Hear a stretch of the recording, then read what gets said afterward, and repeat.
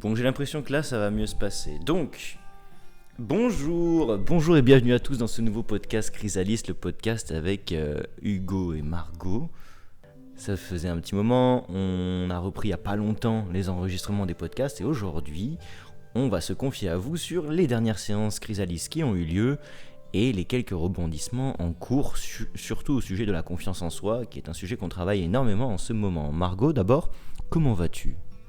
Ça va très bien, je te remercie. Bonjour à tous. Je suis très heureuse de faire ce podcast aujourd'hui en ta compagnie. Donc oui, on est aussi en train de se faire un petit après-midi sympathique en mode thé matcha et tarte aux fraises parce que c'est le printemps, vous voyez. Donc quand c'est le printemps, on en profite gaiement. On espère que c'est pareil pour vous et si vous ne l'avez pas encore fait alors, prenez un moment, allez vous acheter une petite tarte aux fraises, rentrez, faites-vous un bon thé, kiffez un tout petit peu, essayez de lâcher les écrans, de juste vous connecter à vos sensations, au bon goût d'une fraise bien sucrée, à la légèreté d'un moment bien écoulé. Profitez de vos après-midi, profitez surtout de vos dimanches. Je sais pas si vous avez remarqué depuis Pâques, les dimanches sont extrêmement agréables. C'est vraiment des moments de repli. D'ailleurs, Pâques, on en a parlé un peu dans le dernier Chrysalis. Ça a été un moment où on a tous été un peu dans un down, une sorte de retour à soi, mais très calme. Pas forcément un down dépressif qui remet tout en question, mais un down qui fait du bien. Je sais pas ce que t'en penses, toi. Qu'est-ce que t'as pensé de Pâques, tiens. Nous, un petit débrief de Pâques, Margot, de comment tu l'as vécu. Moi j'ai ma famille qui est descendue de Paris pour venir me voir pour Pâques, donc c'était quand même très agréable de se retrouver en famille. Mais j'avoue que quelques jours avant, j'ai eu besoin vraiment de rentrer en introspection, un peu dans ma grotte, avant de pouvoir les accueillir. Et là maintenant qu'ils sont partis, j'ai envie de retourner dans ma grotte. Mais c'est vrai que c'est très agréable, comme tu dis, là, les dimanches en ce moment, le soleil, les journées qui se terminent plus tard. Ça fait beaucoup de bien d'être au printemps. Et toi, comment t'as vécu Pâques ? On va juste parler un tout petit peu de Chrysalis là-dessus, parce que c'est vrai que pour le programme Chrysalis en ce moment, faut le dire, juste avant Pâques, qu'est-ce qu'on a fait la semaine avant ? On a fait les ouvertures de chakras. Donc, comment on procède pour l'ouverture des chakras ? C'est très simple, et en même temps, je vais pas forcément aller dans les détails, mais disons qu'on ouvre en premier les 3 chakras reliés à la terre, ensuite les 3 chakras reliés à l'aspect du ciel, et en dernier, on ouvre le chakra du cœur, qui est le lien entre les deux. Donc cette première semaine-là, avant Pâques, on avait ouvert les chakras liés à la terre, et c'était quelque chose qui nous demandait d'aller, je pense, profondément à l'intérieur. Mais on l'a tous ressenti, même quand on en a parlé avec d'autres élèves. C'était marrant de voir que le partage avait été cohérent. C'est-à-dire qu'on n'a pas vécu les mêmes choses, mais par contre, on a fait le lien tout de suite quand on a compris que c'était grâce à l'ouverture des chakras qu'on était retourné dans cette sorte de grotte, dans cette sorte de caverne, comme tu parles. C'est très intéressant du coup. En fait, chaque chrysalis qu'on fait, chaque séance chrysalis, j'ai vraiment l'impression de la vivre dans mes semaines. Les semaines qui suivent, les 7 jours qui sont juste après la séance chrysalis, vont être en lien avec le thème qu'on a abordé. C'est impressionnant. J'ai l'impression qu'on est entré dans une sorte de matrice où en fait on a créé un programme et on vit le programme comme si on était dedans, un peu comme dans Jumanji. Genre on peut pas s'empêcher d'être influencé par ce programme. Ça par contre c'est cool. Moi je trouve ça cool parce que quand on est entré dans le domaine de la gestion des émotions, on vous en a parlé aussi. C'est quelque chose qui nous a apporté beaucoup de recul, je dirais. Sur l'aspect détente et capacité de base de relaxation au tout début de l'année, pareil, ça ne nous a pas forcément apporté de recul, mais ça nous a apporté une première transmission, un premier jet, donc ça nous a montré où est-ce qu'on allait aller, et on était déjà très ravis de ces 2 premières parties, et là d'être influencé par ce qu'on a créé au sujet de la confiance en soi, ça nous remue beaucoup plus. C'est-à-dire que déjà on avait été remué avec la gestion des émotions, ça nous a forcé à prendre du recul sur plein de choses et surtout à nous lancer. Puis le moment où on s'est lancé dans plein de changements dans nos vies ensuite, là ça a été un truc où on n'a plus le droit de reculer en fait. On n'a plus le droit d'aller en arrière, on n'a plus le droit de d'être là en mode attends, je vais voir. Et ça a été décision sur décision, sur lancement, sur action quoi. Et ça fait du bien. Donc, je trouve que ça fait du bien même si ça remue énormément, ça fait toujours peur parce qu'il y a des tas de risques liés à l'action. Mais ça nous influence beaucoup et je suis content qu'il y ait justement cette influence qu'on ait créée et qu'on ait préparée un an à l'avance. Parce que là on arrive au terme des un an, on avait commencé à créer Chrysalis en avril. Trop bien, trop bien. On voit du coup les conséquences d'un truc qu'on avait préparé à l'avance et qu'on s'est dit, en fait, c'est tout ce qu'on aurait aimé recevoir de quelqu'un et on l'a créé pour le transmettre. Et donc, ça a beaucoup, beaucoup de valeur pour nous.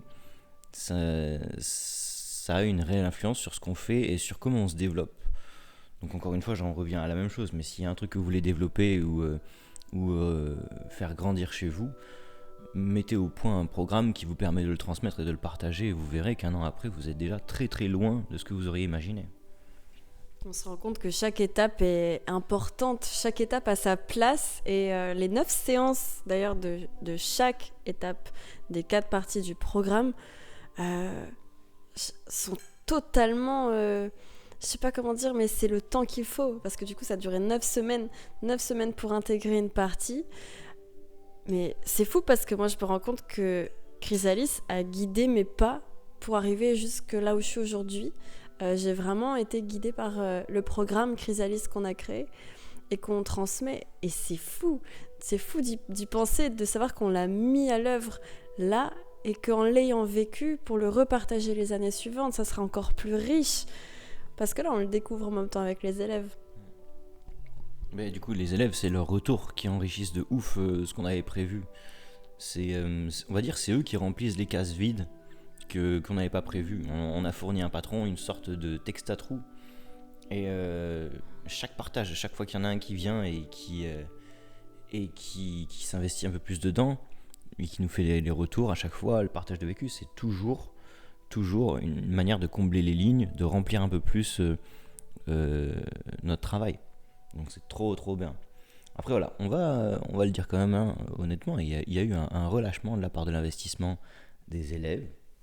Et ces 3 dernières semaines, on a eu affaire à plusieurs absences.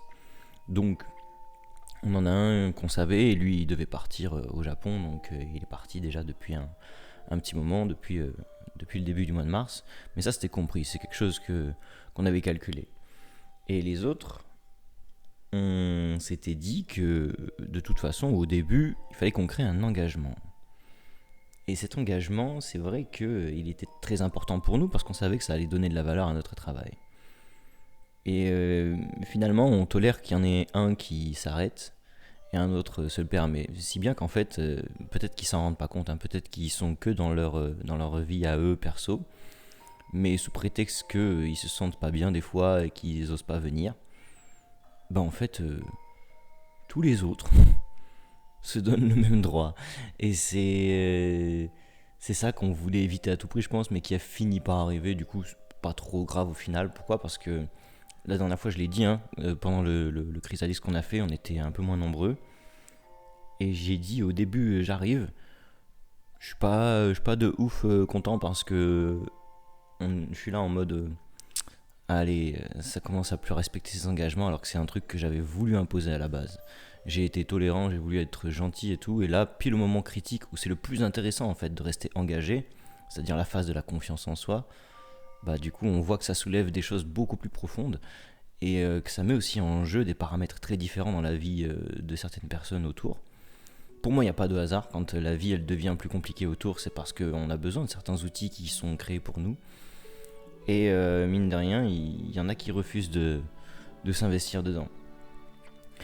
Au final, on a fait les ouvertures de chakra, donc avec moins de personnes. Et je m'en suis rendu compte parce qu'à la fin, on était éclatés. Mais vraiment. Et ça, j'adore. C'est ce que ça produit, l'ouverture des chakras. On a vraiment l'impression d'être défoncé à la fin de chaque ouverture. Et encore là, pour l'instant, c'est adapté dans le programme en mode à petite échelle pour que chacun puisse comprendre l'intérêt. Et en terminant la dernière fois, j'ai réalisé, et j'étais tellement content du chemin parcouru que je me suis dit c'est normal. Peut-être qu'en fait, si certains sont pas là, d'une, c'est que peut-être déjà ils en ont pas besoin, hein, comme celui qui est parti au Japon, qu'on savait très bien que lui il avait un autre bout de chemin à faire et que c'était normal qu'il soit pas là. Et j'ai réalisé à la fin de cette séance que, ok, ils ont manqué à leur engagement, mais c'est quelque part tant pis parce que on leur a offert l'opportunité de s'investir et de s'engager. Et au moment critique, où ça devient aussi le moment le plus intéressant, et le moment où ils font aussi les connexions avec tout ce qu'ils ont appris, avec tout ce qu'ils ont répété pendant l'année, mais ils viennent pas faire la connexion finale, ils viennent pas achever le travail, et c'est pas censé représenter ce qu'on donne. Pourquoi ? Parce que nous on s'en fout, on est là tout le temps, et on l'a toujours donné, et on a continué, et on a avancé. Et on peut comprendre qu'il y en ait qui aient des obligations, mais quand c'est juste pas envie, alors ça dit autre chose sur soi, et je suis ravi d'avoir été entouré pendant ces séances-là de personnes qui, malgré le fait qu'elles aient pas envie, soient venues. Et c'était très bien en fait, il n'y avait pas de hasard du fait de se retrouver en plus petit comité, parce que le petit comité ciblait parfaitement sur ce que chacun avait besoin de travailler, et peut-être qu'on n'aurait pas pu le faire aussi bien en étant au groupe complet. Donc je pense que c'est une partie aussi, la confiance en soi, qui demande de plus cibler. Et je pense qu'on a encore beaucoup de leçons à tirer de cette partie et de comment l'amener. Mais en tout cas, merci encore à eux. Il n'y a vraiment rien d'incriminant dans ce que je cherche à dire. C'est nous avec nous, hein, et ce que je fais de mon côté, comme je pense que c'est ce que tu fais toi aussi, c'est d'essayer de tirer le meilleur de tout ça. Et peut-être que sur les prochains Chrysalis, on sera plus ferme sur ce que représente l'engagement, hein, et sur ce que ça implique.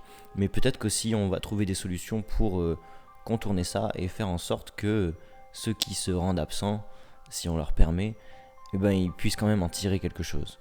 Mais voilà, du coup je pense qu'il y a encore beaucoup de choses à tirer, et c'est bien. Ça me montre que le travail est encore à peaufiner. Donc merci encore à vous, si vous nous écoutez, hein, vous qui faites partie du programme.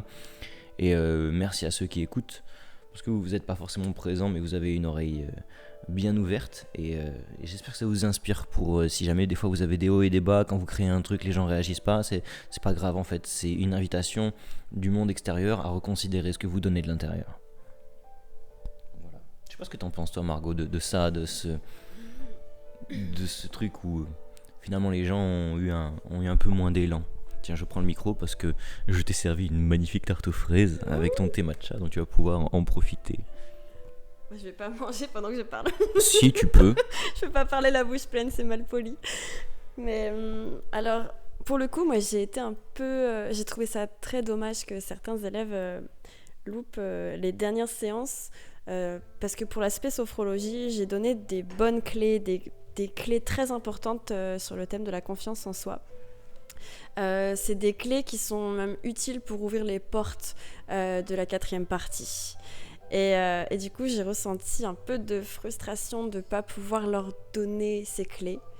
Et du coup, j'ai une légère appréhension quant à la suite, parce que je ne sais pas si le programme pourrait être intégré de la même manière que si la personne avait... ou compris de la même manière. Et c'est pour ça que je suis en cours de réflexion pour peut-être enregistrer les séances que j'ai fait précédemment et les envoyer aux personnes du coup qui ont été absentes, pour qu'ils puissent avoir justement tout le nécessaire, toutes les clés en main pour partir avec la totalité des savoirs pour la partie 4. Donc voilà, c'est en cours de réflexion, mais c'est un peu comme un livre, on peut pas louper la 3e partie du livre juste avant la fin, enfin on comprendrait rien à la fin, ça aurait pas le même impact, donc voilà. Et c'est vrai que pour l'année prochaine, pour les prochains groupes qu'on aura, il faudra vraiment parler de cet engagement et de montrer surtout son importance, parce que pour nous ça change pas grand chose, nous on est toujours là, on proposera toujours le programme, mais pour les personnes qui s'investissent, ça peut changer énormément de louper une séance, parce que chaque séance a son impact et elle a son rôle à jouer dans les semaines qu'on vit, qu'on traverse. Après on va pas se mentir, on a loupé quand même 3 séances, 3 semaines, on a fait une grosse pause de 3 semaines, et j'ai l'impression qu'il y a eu le relâchement à la rentrée. Quand on est revenu, c'est vrai qu'on avait arrêté 3 semaines, puis il y a eu l'arrivée du printemps, les beaux jours, et c'est à ce moment-là aussi que ça a un peu lâché. Vu que... Voilà, je sais pas comment... Justement, hein, quand je parlais de mettre à l'épreuve vraiment l'engagement, pour moi je maintiens, c'est trop bien. C'est trop bien de couper pendant 3 semaines et de reprendre pile à l'arrivée des beaux jours, parce que c'est ça qui va mettre aussi à l'épreuve notre capacité à nous engager. La vie, elle est faite de ça, de choses qu'on commence et d'un coup, vu que l'herbe est plus verte ailleurs, on voit pas l'intérêt de continuer ou de se maintenir dans une dynamique qui finalement nous fait penser à ce que peut-être on a voulu cultiver avant. Non, c'est intéressant. Moi, je trouve ça très très intéressant. D'ailleurs, on en a parlé dans le prochain podcast. Enfin, on en a parlé dans l'ancien podcast. Et on a très très bien fait. On a fait un très très bon débrief de ce que ça nous avait apporté cette période de transition. Et surtout, je le rappelle, on avait maintenu l'idée qu'on allait garder cette formule-là et que les prochains chrysalistes, justement, seraient peut-être moins avec des vacances scolaires au milieu, mais plus avec tout le temps enchaîné et d'un coup une grosse pause pour mettre à l'épreuve cet engagement. Et pour le coup, elle est vraiment mise à l'épreuve parce que c'est à ce moment-là où on a senti aussi la cassure pour certaines personnes.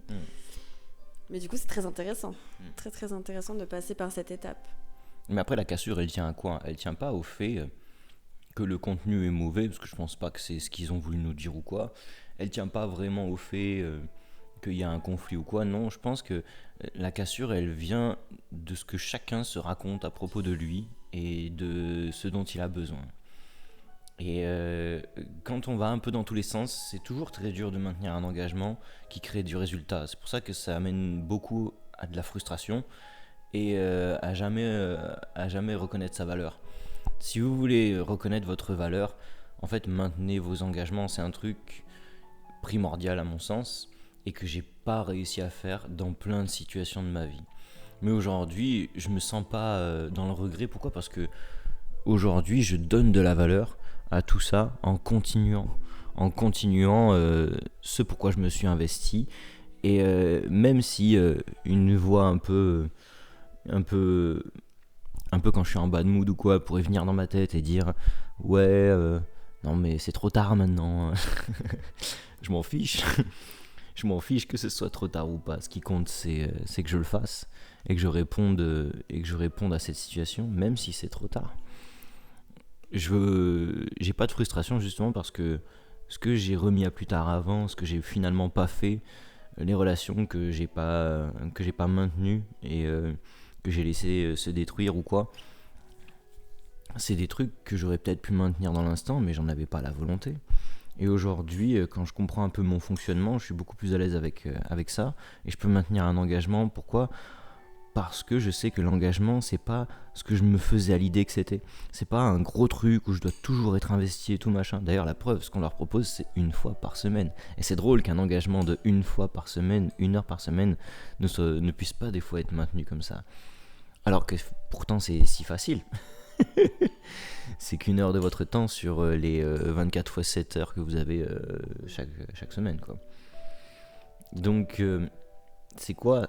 Finalement, un engagement, c'est une petite constance. Une petite constance qui crée la différence. Quand vous voulez du résultat avec votre corps, c'est un petit peu tout le temps qui feront la différence sur les années plutôt que trop d'un coup qui vous dégoûtent et qui font que vous abandonnez. N'importe quel changement, il tient avec la durée dans le temps. Et je pense que on va pas revenir sur cette idée d'engagement ou de cassure finalement. Moi je trouve qu'elle a été bénéfique. Margot a la bouche pleine de fraises. Tu te régales ou quoi ? Je me régale.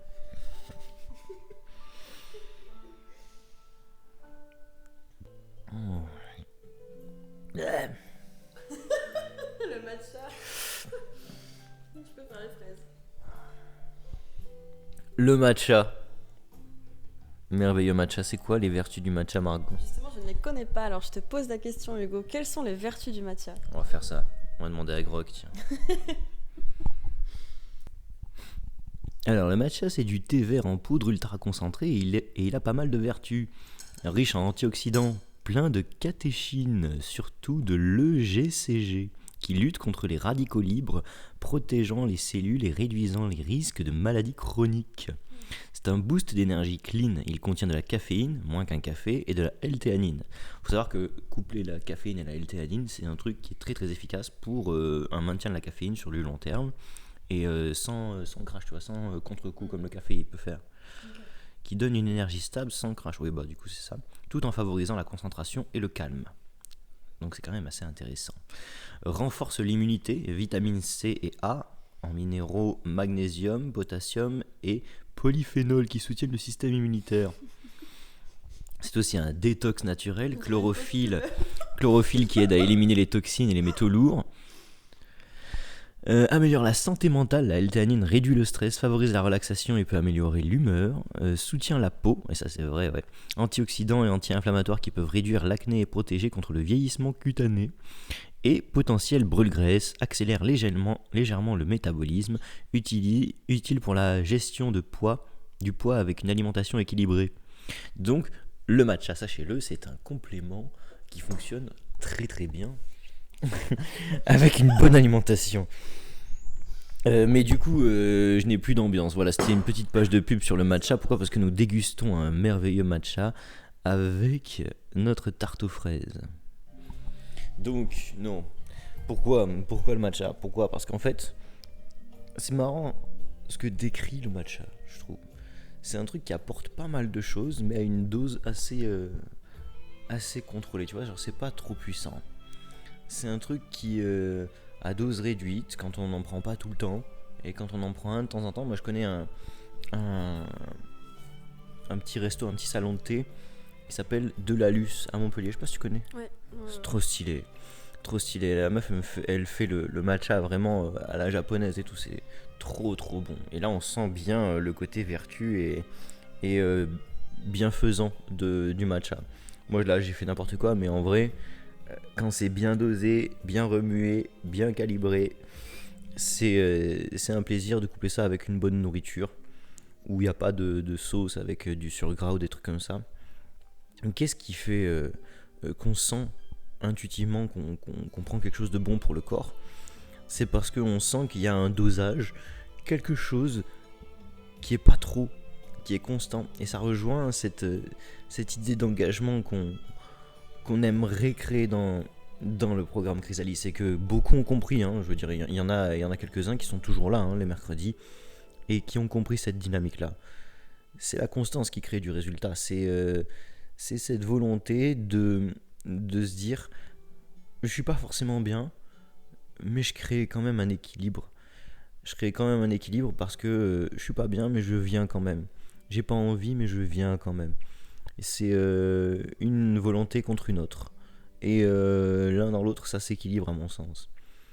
Et ça, on le comprend. Pourquoi ? Parce que on est fait de ces choses qui sont opposées à l'intérieur de nous.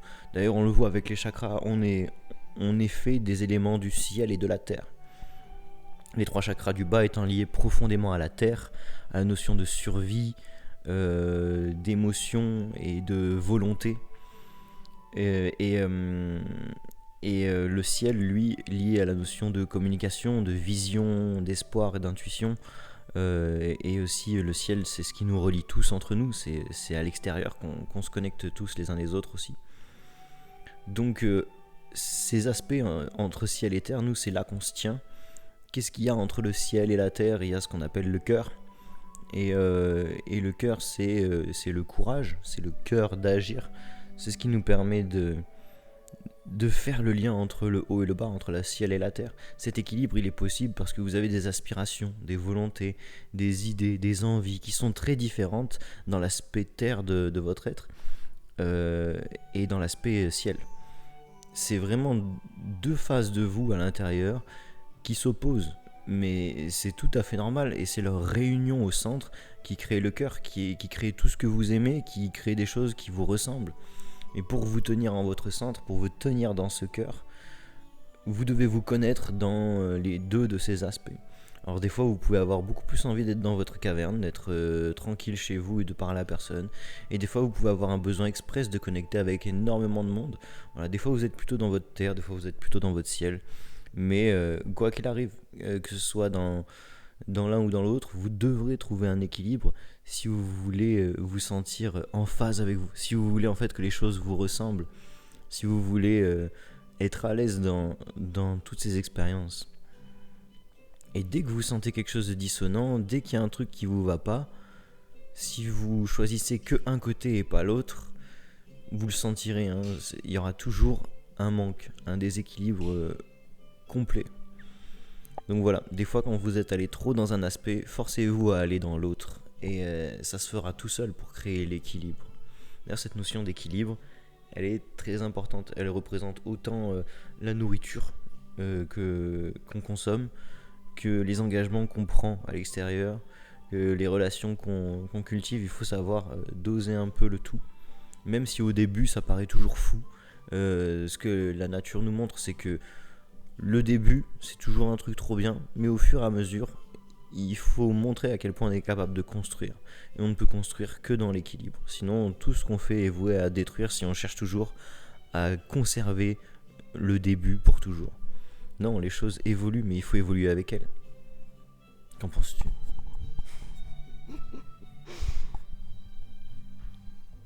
C'est très très intéressant tout ce que tu dis là.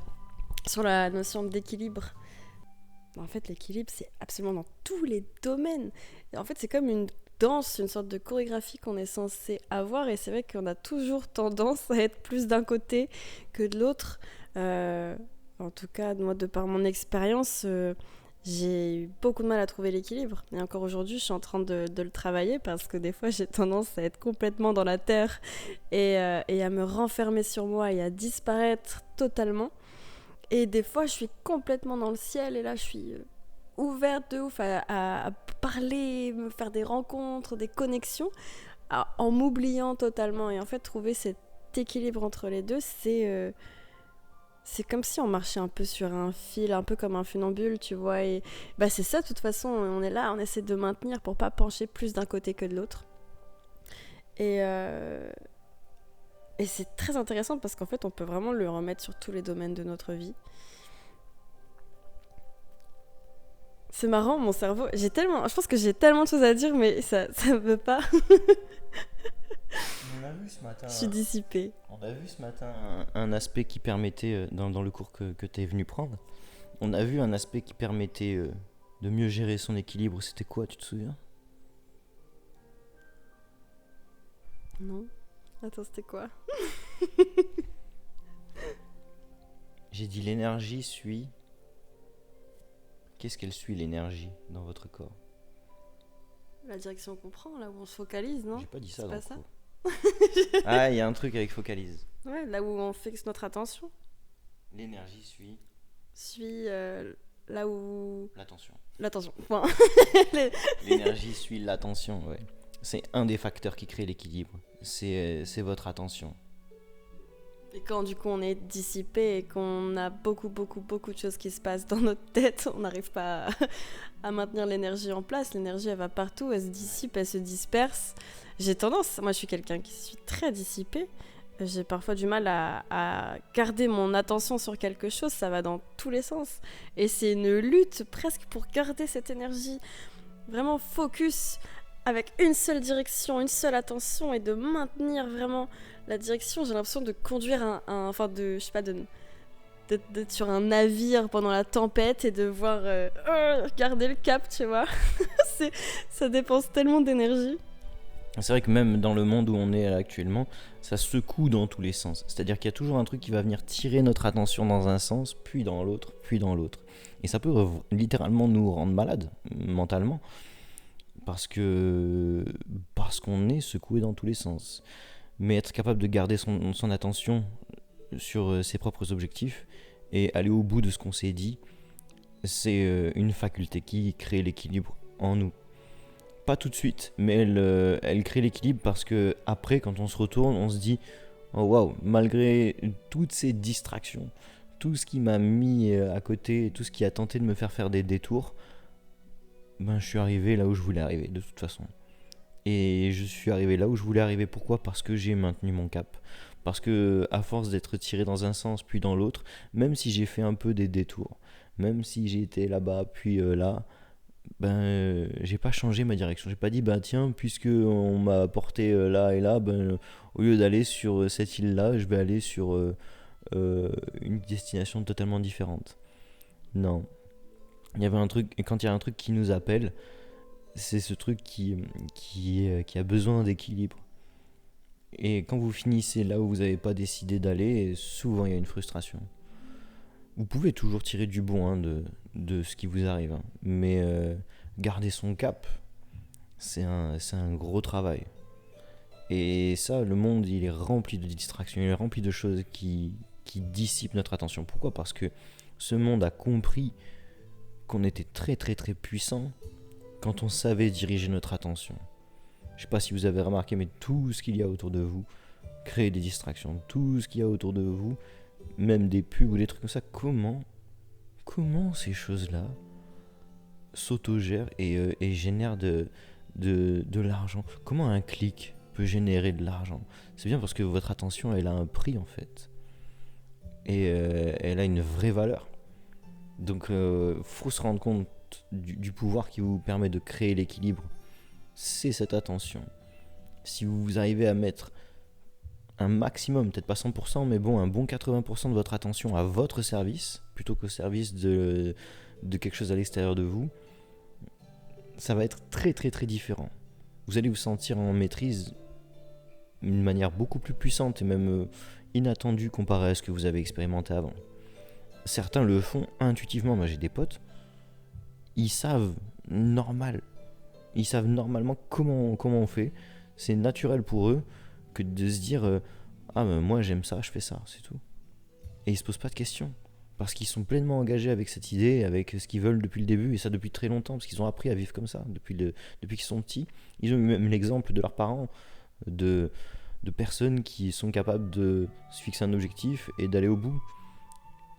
Donc ouais, moi je pense que cette attention elle est primordiale, mais vous devez d'abord reconnaître la valeur de votre attention pour savoir dans quoi vous avez envie de la mettre. Parce que sinon forcément il y a des engagements que vous aurez plus envie de prendre, des choses que vous commencerez et que vous ne finirez jamais, parce qu'en fait ça correspondait pas à là où vous aviez envie de mettre votre attention de base. C'est tout à fait normal et on peut pas vous en vouloir pour ça.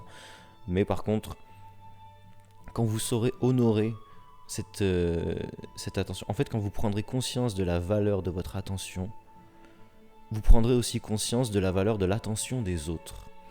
Et vous prendrez conscience à quel point quand quelqu'un met toute son énergie à vous transmettre quelque chose, ça a une valeur immense et ça se respecte. En fait, vous serez en mesure de respecter les choses qui sont à votre niveau. Mais tant que vous ne vous serez pas réapproprié la valeur de votre attention, vous comprendrez pas pourquoi des fois certains vous respectent et des fois d'autres ne vous respectent pas.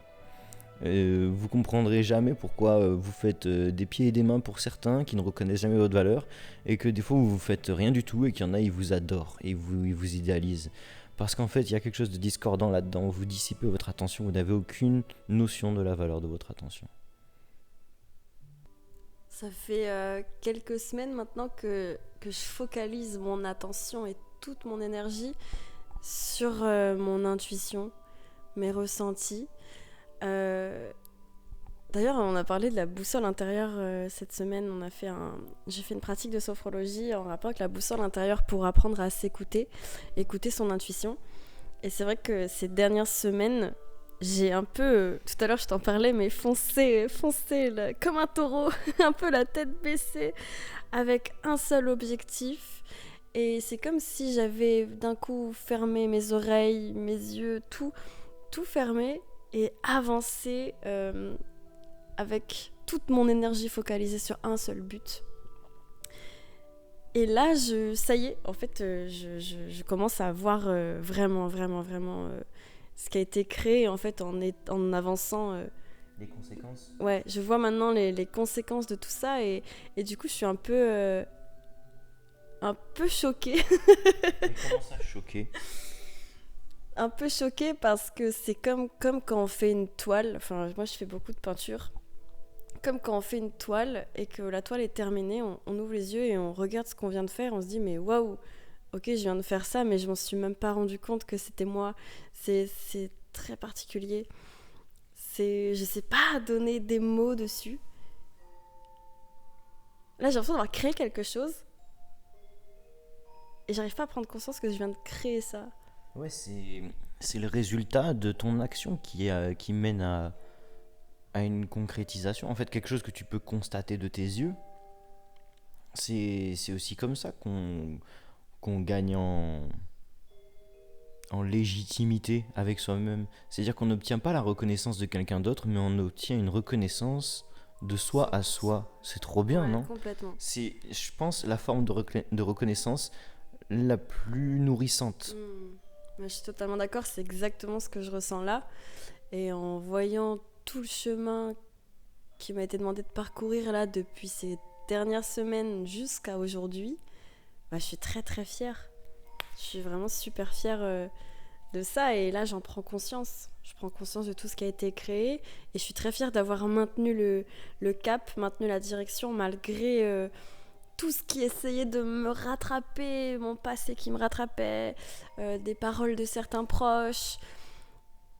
Tout le monde essayait aussi d'y mettre sa patte et d'avoir un impact sur cette direction que je prenais. Et j'ai vraiment l'impression d'avoir foncé, quoi qu'il arrive en fait, quoi qu'il en coûte, foncer vers cet objectif parce que cet objectif m'appelait et il était au fond de mon cœur. Et c'était la seule direction à prendre et la seule issue possible pour pouvoir créer tout ce que je vais créer par la suite. Et du coup, là, je suis très très fière d'avoir traversé la tempête et d'être là où je suis aujourd'hui. J'ai l'impression que c'est une naissance, que là, je viens juste d'atterrir et que là, il va pouvoir se passer de très belles choses. Je trouve ça intéressant, le fait de s'élever contre les voix qui, des fois, veulent nous ramener dans ce qu'on est ou dans ce qu'ils connaissent de nous. D'ailleurs, dans tout ce processus, par exemple, on a pu s'influencer, hein, toi et moi, mais même d'autres autour. Et là où je suis heureux, c'est de voir que tu contemples les conséquences de ton action. Tu observes le concret de tout ça, mais pas selon quelqu'un qui l'a fait pour toi. Tu observes ce que tu as réussi à faire par toi-même. Tu observes les conséquences que ça a et aujourd'hui tu es capable de te retrouver dans un espace qui te fait prendre conscience de ce dont tu es capable sans l'aide de personne. Ça n'a rien à voir avec un endoctrinement, avec ce qu'on pourrait faire croire qu'on se fait avoir ou des trucs comme ça, parce que c'est vrai que des fois il y a des personnes qui peuvent être manipulatrices. Il y a des proches ou des parents, des fois moi ça a pu m'arriver avec d'autres personnes qu'on me dise fais attention, telle personne est comme ça, on te le dit. Et en fait, après, on se rend compte qu'on a été mené dans des dérives ou des actions qui n'étaient pas les nôtres, ou alors qu'on s'est conformé à une manière de penser, une manière de faire qui ne nous ressemblait pas. Si bien qu'après, il fallait qu'on trouve une manière de dynamiser notre vie, de faire des efforts pour que ça aille. Alors que normalement, la vie, à mon sens, elle est pas censée être une lutte. Oui, il y a des efforts à fournir, mais tant que les efforts sont fournis pour nos propres visions et nos propres rêves, c'est ok. Si les efforts sont fournis pour les rêves et la vision de quelqu'un d'autre, ça commence à coincer. Et c'est là que ça devient vraiment peut-être sectaire ou dogmatique. Et c'est pas du tout ce qui s'est passé. Moi, quand tu me partages les conséquences de ce que tu as engrangé et que je constate les résultats que tu as eu de ton côté, franchement, il n'y a absolument rien que je reconnais avoir été de mon action ou d'un truc comme ça. Certes, tu as pu peut-être tirer l'énergie de progression, de motivation aux côtés des personnes du groupe Chrysalis et de ce qu'on a partagé, mais par contre, tout le reste, le lancement, le changement, le fait de garder le cap pendant la tempête, c'est à toi que tu le dois. C'est trop bien de se dire, et moi c'est comme ça que j'ai toujours voulu transmettre ma pratique, c'est pas transmettre du yoga pour que les gens se rendent compte, waouh, j'arrive à faire ça, et moi par exemple je les vois en handstand sur les mains et je suis là en mode hell yeah, c'est grâce à moi qu'ils font ça. Non, je vois que les résultats de leur posture, les résultats qu'ils obtiennent de leur corps, c'est un truc qu'ils ont eu parce qu'ils se sont maintenus dans une discipline, parce qu'ils sont revenus, ils ont essayé, des fois ils n'ont pas réussi, ils comprenaient pas, puis au fur et à mesure ils y arrivaient. Et en fait ça ne venait pas de moi, moi j'étais juste une image qu'ils essayaient de copier, mais eux au final c'est eux qui ont fourni tous les efforts nécessaires, tout le travail, toute la régularité, c'est eux aussi qui ont fait le choix de venir se mettre dans un cadre qui peut-être n'était pas le cadre qu'ils avaient envie de croiser le jour J, mais vu qu'ils s'étaient dit j'y vais, bah, ils ont maintenu leur régularité. C'est des gens qui sont allés au-delà d'eux-mêmes et de ce que leur cerveau leur disait des fois pour leur donner des excuses. C'est des gens qui sont allés au-delà de leurs propres excuses, de leur propre vision et qui se sont ouverts à quelque chose qui était différent parce qu'ils voulaient créer cette différence à l'intérieur d'eux. Donc c'est comme ça que j'arrive à être pas fier comme si j'en tirais quelque chose, mais fier des personnes pour... En fait, je suis fier des gens au moment où je comprends, au moment où je constate qu'ils sont fiers d'eux, qu'ils sont fiers de ce qu'ils ont fait, qu'ils sont fiers de ce qu'ils ont donné. Il y a un élève Chrysalis, il a partagé quelques-unes des pratiques qu'on avait fait à un ami à lui et il était trop content de ça. Et c'est pour ça qu'il est fait le produit à la base.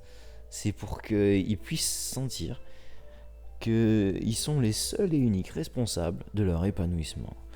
Pas par le fait de cultiver ça chez eux tout le temps, mais par le fait de donner de la valeur à ça, en montrant aux autres à quel point ça leur fait du bien. Et ça peut que faire effet boule de neige chez les uns et les autres pour leur donner envie d'être autonomes à leur tour, je trouve.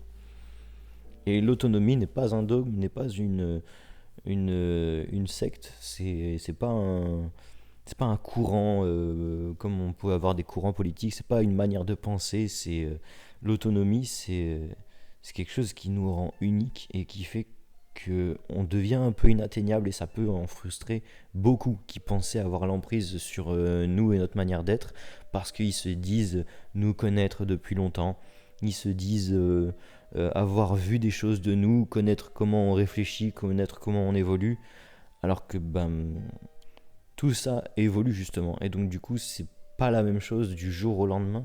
Il faut savoir être tolérant avec ça et surtout créer de l'espace pour les personnes qu'on aime. Quand j'aime quelqu'un, je lui crée un espace. Ok, je peux m'attendre à des réactions, ok, je peux m'attendre à ce que cette personne soit telle qu'elle a été avant ou des trucs comme ça, mais je refuse catégoriquement de la mettre toujours dans le même sac parce que sinon je lui offre pas l'opportunité de me montrer qu'elle est différente. Et je sais que c'est ça qui est le plus enfermant pour les autres. Enfin, pour l'avoir vécu du coup dans l'autre sens, je sais qu'aujourd'hui le sens que je veux donner dans les relations que je crée, c'est ça. Waouh. Mais justement, c'est ça que je voudrais savoir un peu plus. C'est qu'est-ce que tu tires de ça, de ta capacité personnelle à être capable de ce que tu as fait aujourd'hui et qu'est-ce que ça éveille en toi comme curiosité?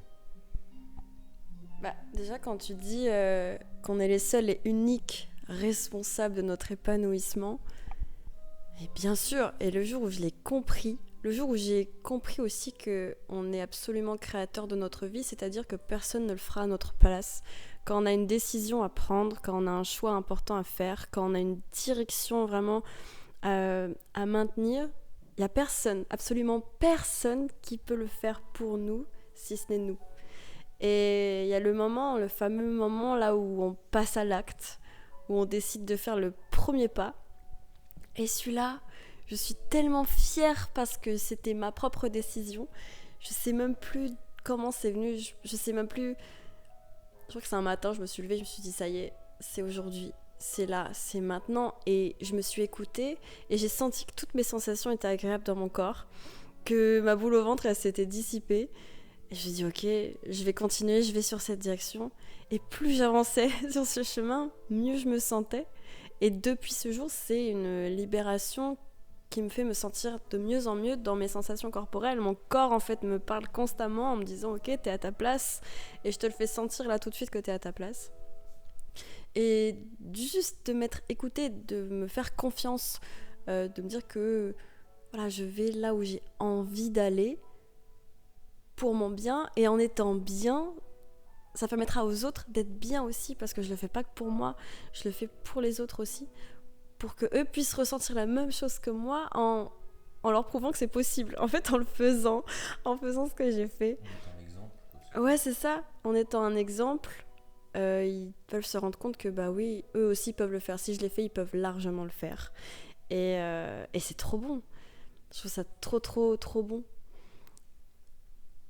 Et je me remercie beaucoup. Et je sens que c'est que le début de quelque chose.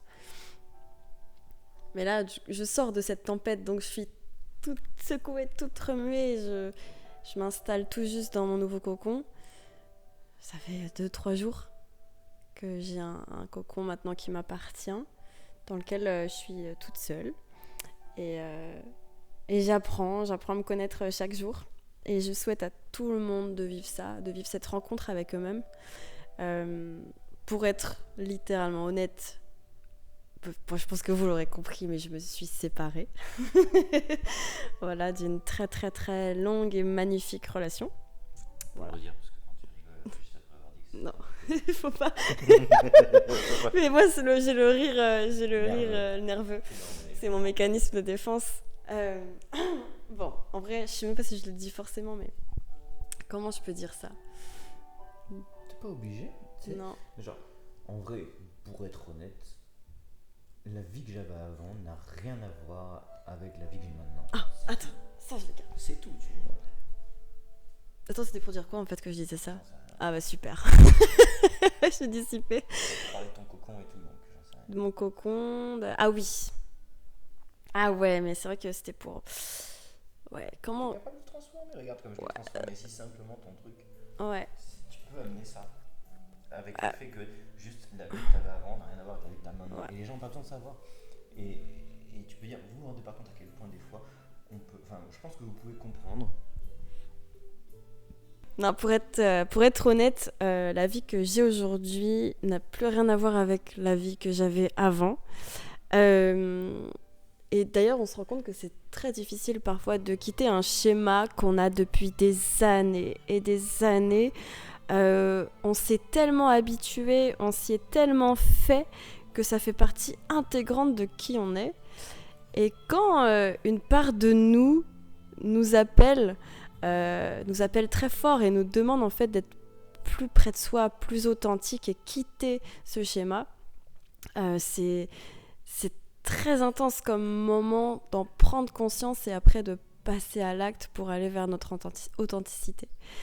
Mais ce que je voulais dire, en fait, je sais pas comment expliquer, mais parfois on a tendance à chercher l'amour à l'extérieur de soi aussi. Je sais pas si je peux parler de ça, mais beaucoup perdent l'amour de quelqu'un et vont tout de suite, mais quelques jours plus tard, aller chercher cet amour ailleurs.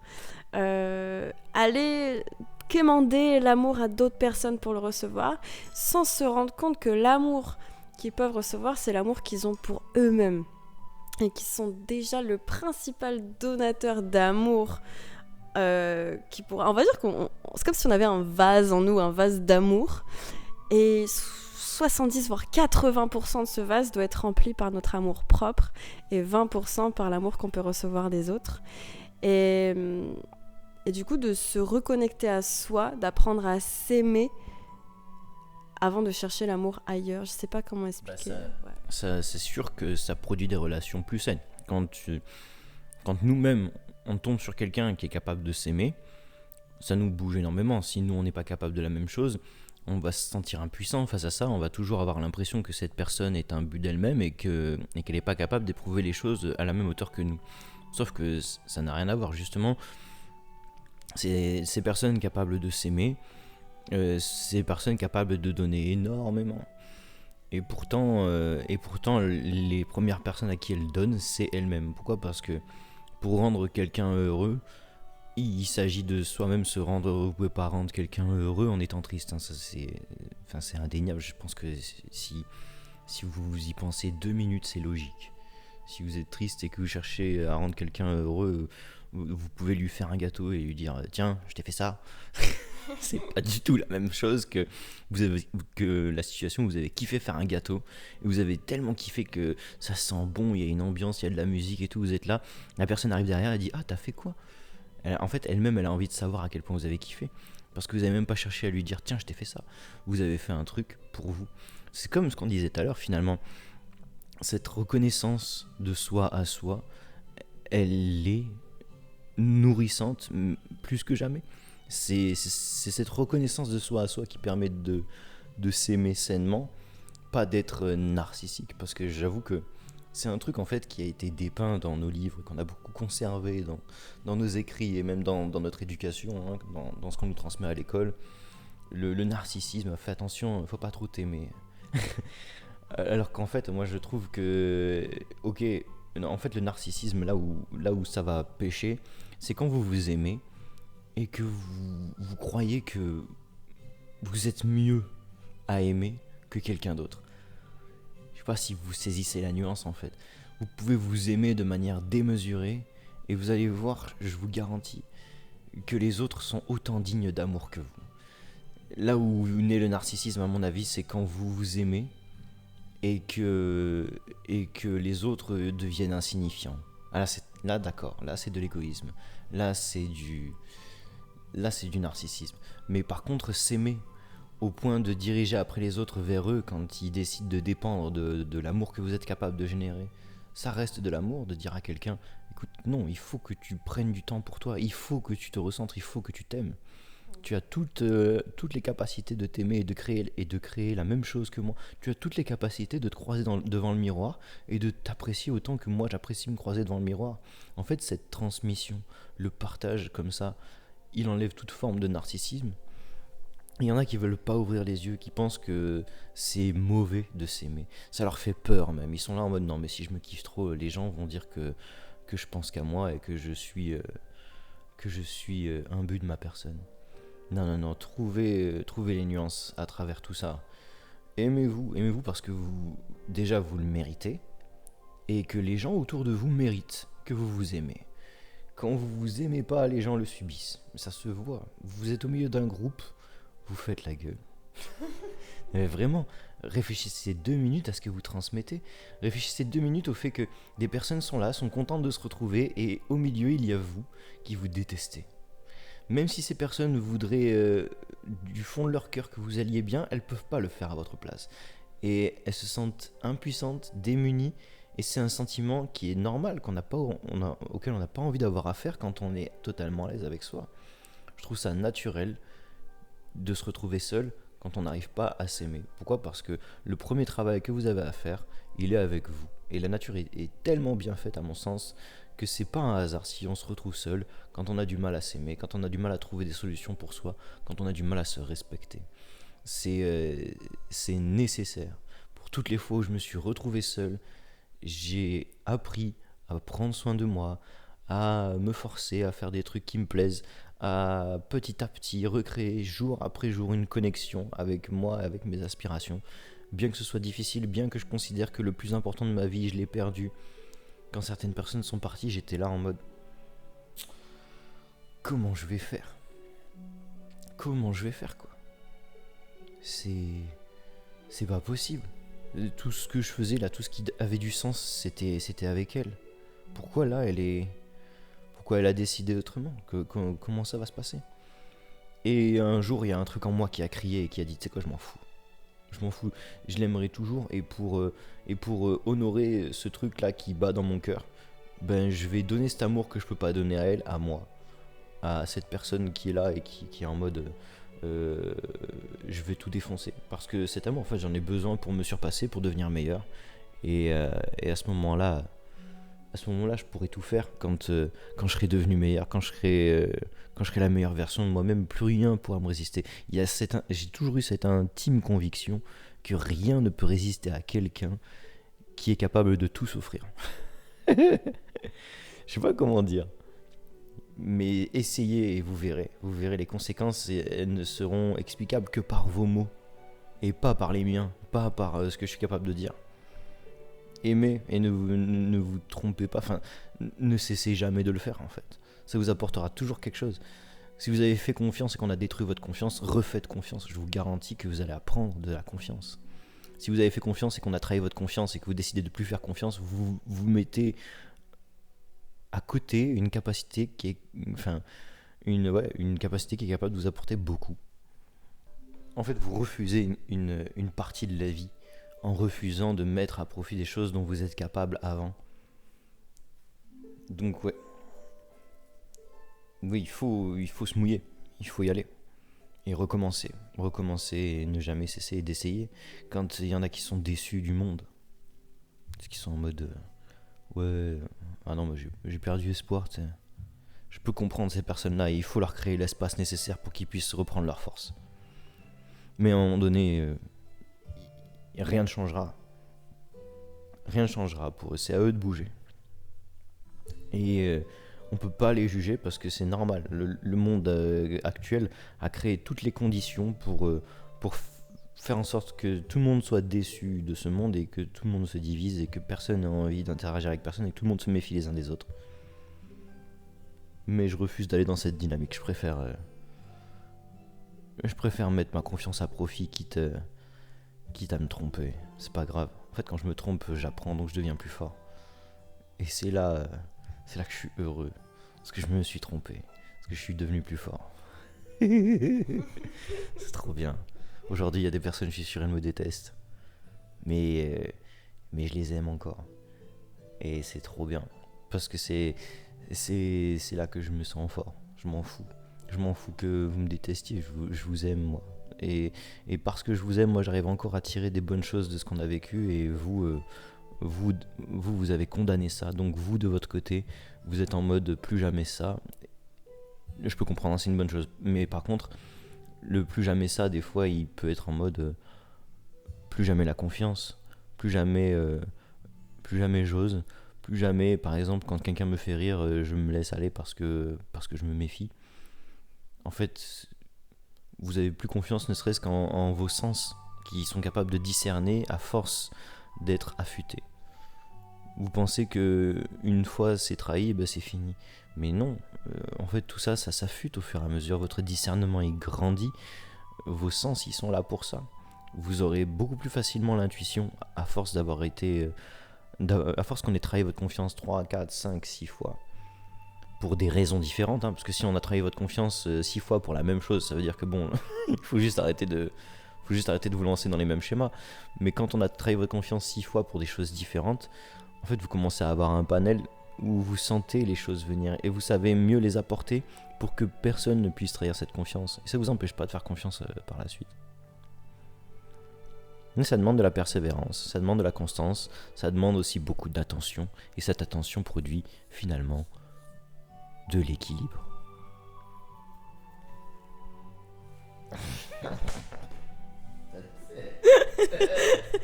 Mais je pense qu'ils ont tous la même tête que moi.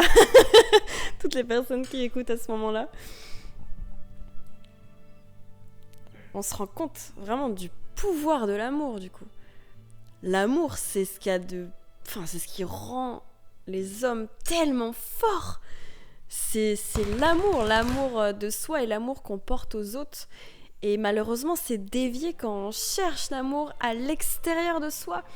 Comme un drogué en manque, en fait, on serait constamment là à chercher quelque chose, chercher. Il y en a, ils passent leur vie à chercher l'amour à l'extérieur, sans se rendre compte que l'amour, il est déjà en eux, et la graine, elle est là, et c'est celle-là qu'il faut arroser. Et quand tu comprends ça, quand tu arrives à t'aimer, et que tu arrives à, du coup, de cet amour, tu as encore plus envie d'aimer les gens. Et les gens qui s'aiment, tu les aimes encore plus. En fait, c'est une énergie qui est comme une boucle où... c'est complètement dingue. Là, j'ai qu'une envie tout de suite, là, c'est de créer un programme pour apprendre aux personnes à s'aimer. C'est vrai que ce que tu dis là au sujet de reconnaître l'amour après quand tu vois les autres, moi il y en a des fois dans les tafs qu'on fait là, ou même dans la rue, tout simplement, quand je vois des personnes qui ont la chance de partager par exemple un amour que j'aurais me partagé avec une autre personne avant, je suis là et c'est pas quelque chose qui me fait du mal en fait, je suis là en mode oh putain la chance, trop bien, c'est trop bien. Et des fois je leur dis putain vous êtes trop beaux. Et des fois même je l'amène de manière plus humoristique, plus passe-partout, parce qu'on est dans la vie de tous les jours, hein, je vais pas leur dire oh ouais vous êtes trop beaux. Mais des fois ils viennent et puis je garde le ton que j'ai d'habitude, je leur dis vous voulez pas arrêter d'être beau s'il vous plaît, parce que et du coup ça les fait rire, parce que spontanément je leur ai quand même livré un truc assez important qui me touche. C'est vrai, vous êtes beau, vous êtes stylé. Ça peut être des fois des personnes un peu plus âgées qui ont l'âge de mes parents ou quoi, ils sont là et ils ont une complicité de fou, tu vois. Il y a des trucs comme ça qui me parlent, et même en termes d'individus, des fois je vois une personne, elle kiffe un truc, ou elle a une vibe qui me plaît, qui me parle, parce que je la sens peut-être authentique. Et je vais même elle, je vais lui dire, putain mais t'es beau. Qu'est-ce que tu fais là? Arrête d'être beau là comme ça là. Et je vais être un peu taquin comme ça, parce que j'aime bien dire un peu la vérité aux gens et trouver des formules qui conviennent au langage de nos jours, mais qui surprend un peu parce que personne n'a l'habitude de se prendre des trucs comme ça. Ou alors finalement je suis tombé sur des groupes de personnes qui se donnaient déjà cette chose là. Enfin je me suis rendu compte que j'étais pas le seul à le faire du coup. De changer de mindset et d'aborder les choses différemment, de reconnaître l'amour chez d'autres personnes. Je me suis rendu compte qu'il y en avait plein qui le cultivaient et que juste j'avais pas accès à ces personnes-là avant. J'avais accès que aux personnes qui me ressemblaient, mine de rien. Quand je me suis mis à donner aux autres ce que j'aurais voulu qu'on me donne, quelqu'un qui me raconte ce qu'il fait et lui dire wow, trop ouf, t'es un boss. Ou alors des gens qui n'ont pas conscience qu'ils ont fait quelque chose et de leur dire que c'est un truc de fou, tu vois. Ou alors même des gens qui n'ont pas conscience qu'ils pourraient faire beaucoup plus. Et sans leur dire tu devrais faire ci, tu devrais faire ça en mode leçon. Je leur dis juste t'inquiète, ça va le faire. De toute façon tu vas tout réussir. Tu vas te gaver. Ça va être génial. Ces personnes-là, des fois, elles ont l'impression que du coup on voit chez elles quelque chose qu'elles n'ont pas vu. Et ça leur fait du bien autant que ça nous fait du bien, et je vous le suggère. En fait, commencez par ça si vous avez du mal à commencer par vous, plutôt que d'aller chercher quelqu'un à l'extérieur qui va vous donner ce que vous attendez. Commencez par donner aux autres ce que vous voulez que les autres vous donnent, et vous allez voir que ça change beaucoup les choses. Totalement. Et oui, c'est ça vraiment ce qu'on attend que les autres nous donnent. Donnez-le. En fait, dites aux gens ce que vous aimeriez entendre ce qu'on vous dise. Dites et faites ce que vous aimeriez qu'on vous fasse, genre vraiment. Et là, l'énergie va circuler et vous allez recevoir tous les bénéfices de cet amour que vous donnez aux autres. Et vous allez le recevoir pour vous-même. C'est beau de parler d'amour, j'adore l'amour. Bon, sur ce, on va s'arrêter là. Hein. Ça fait 1h10 de podcast. Bon, peut-être un peu moins du coup avec les petits découpages. Bon, ça fait à peu près 1 heure de podcast. Du coup, on va s'arrêter là. Je pense qu'on a fait un bon débrief déjà de la dernière séance et de ce que ça nous a apporté. Et surtout, on a fait un bon débrief de la dynamique actuelle dans laquelle on est porté. La semaine prochaine, on arrive sur la dernière séance pour clôturer la confiance en soi avec le programme Chrysalis. Et après, on entamera le fameux programme secret, le programme le plus important, la partie la plus importante de ce programme. Donc on a hâte et en même temps on appréhende parce qu'on est dans le jus total. Mais ce jus-là nous pousse à nous surpasser et à générer une plus grande confiance. Donc merci à ce qui est en cours. Parce que je tiens à le dire là ouvertement, même si je ne sais pas encore ce qui va arriver derrière, même si je ne sais pas encore les conséquences que tout ça va avoir, je constate que le chemin parcouru jusqu'ici ne m'apporte que du bon, que des choses que j'ai envie après d'améliorer et d'honorer au fur et à mesure que je les répète et que je les transmets, même si elles ne sont pas parfaites. Donc voilà, un grand merci pour clôturer cette session, pour clôturer ce podcast, et on vous dit à très très bientôt pour un nouveau podcast en ligne. Margot, est-ce que tu as quelques mots que tu veux dire pour clôturer ? Juste pour clôturer, j'aimerais dire que vu tout ce que Chrysalis nous a apporté déjà jusqu'ici, j'ai hâte de voir la dernière partie et voir ce qui va se passer dans la vie, la vie de nos élèves et de notre propre vie aussi. Hâte de voir. Hâte de voir ce qui va se passer. Je pense que ça va encore bien secouer. Merci à tous pour votre écoute. Voilà, si vous avez tenu jusqu'ici, vous êtes des boss et on vous aime. Namasté, prenez soin de vous, à très très bientôt.